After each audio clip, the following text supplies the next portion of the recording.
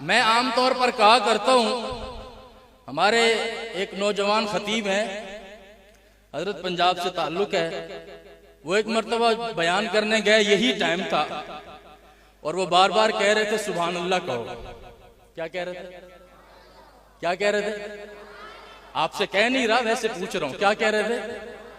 میں نے وعدہ کیا کہ آپ کو بار بار نہیں تنگ کروں گا، تو پوچھ رہا ہوں کہ کیا کہہ رہے تھے؟ سارے بتا دو کیا کہہ رہے تھے۔ اگر آپ اس جملے کو ثواب نہیں سمجھتے تو ویسے بتا دو وہ کیا کہہ رہے تھے، سارے بتا دو۔ ایک اپنے حرم کے لیے کہہ دو سبحان اللہ، اب نکلی ہے سبحان اللہ، مولوی کے لیے نہیں نکلتی۔ تو مولوی صاحب نے کہا، بار بار کہا کہ یار سبحان اللہ کیوں نہیں کہتے ہو، بار بار کہا سبحان اللہ کہو۔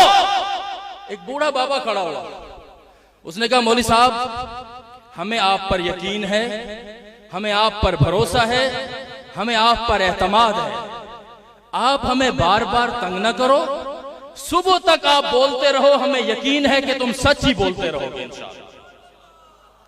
آپ کو مجھ پر بھروسہ ہے؟